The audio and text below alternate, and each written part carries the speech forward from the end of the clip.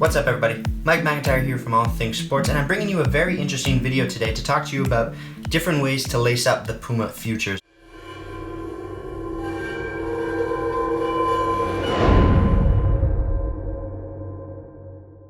Now I've done an unboxing and review and on-feet video of the Puma Futures before. I'll leave a link to that up on screen if you'd like to check it out. But in this video, I just thought I'd talk about different ways of actually lacing the boot up. When you get the boot from Puma, they do give you a few different ideas in the form of a card right here, just to show you how to actually lace them. You have for a narrow foot, you have a large foot, but you can actually use all those different holes on the boot to sort of lace them up the way you want. So on my left foot right here, I'm gonna lace these up, and this is probably how I would do it if these were my own boots. I've actually altered them ever so slightly from the way they came out of the box, and what I did was just move this one back a little bit because I felt the way they had them before, the knot, if you will, was actually down on that part of my foot. So I found it a little bit too low, and I didn't feel like I got enough lockdown in the heel area. So what I did was simply, I left all of these ones the same, and then I simply moved that one back a little bit. It created a knot a little bit higher up on the boot itself, and now I just feel like my heel really isn't going anywhere, and the fit is actually perfect. Now on this right boot here, I'm just gonna fool around a little bit with how you could actually lace them up. I think the best way to go about it is to sort of just put the boot on and then sort of take these out, and now I could start fooling around with different sort of combinations.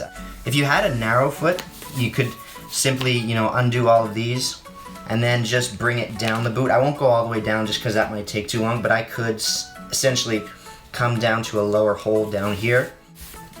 You are essentially creating a very unique,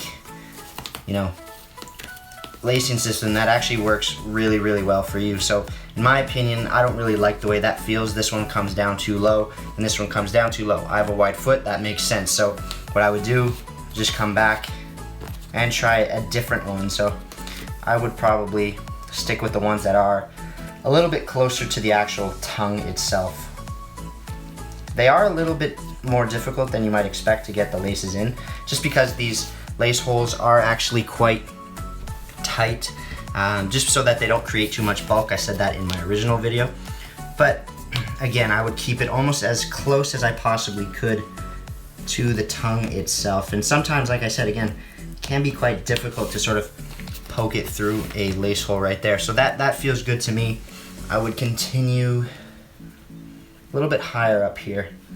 You could come up here and really create some unique patterns, I suppose. So I'm not gonna unlace the entire boot once again, just because you guys can experiment with that yourself, but this is the process I would go through. So I'm just showing you how you could go about it, and then just play around with how it feels. And again, if you're someone that likes short laces, you could try and do it again. Actually, you could come through a second hole. Maybe if I found that this lace was too long, I personally don't, but if I did, I could try and lace it through another hole in here. You could do something like that, right? So now I've essentially created like a double loop if I found the laces too long.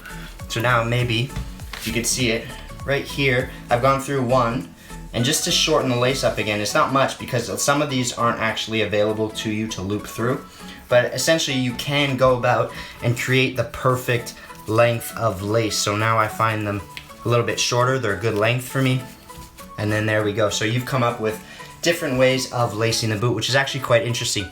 If these were mine, I would definitely fool around with bringing these laces up a little bit, if you know what I mean. So instead of having them come that far down, something like kind of what Danny Alves did on his Vapors, he just cut the laces short enough and then he only used like the 2 or 3 top lace loops. I personally would probably fool around with that. I would consider bringing this up a little bit and only starting the laces there, if you know what I mean, just to give it a little bit of a unique fit, a little bit of a different style. So you really are free to do whatever you want with the laces, and I do think that that is quite cool. So again, this was just kind of to show you the process of going about how to lace them up. I would strongly recommend keeping them on your foot and then, fooling around with it. Take the full laces out, try putting them down here, try putting them down there. And they really do allow you to sort of customize the fit of the boot itself. It is one of the most comfortable boots that you could possibly get from right out of the box.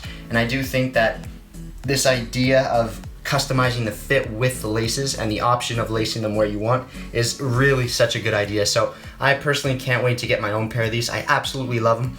And it just gives you the freedom to really dial in the way you want the boot to fit. So that's pretty much it for this video. If you liked it, please leave a like down below. If you have a comment or a question, leave that down below. I'll get an answer out to you. Subscribe to the channel. You know you want to be a part of it. And this is Mike McIntyre with All Things Sports. I'll see you in the next video. Take care.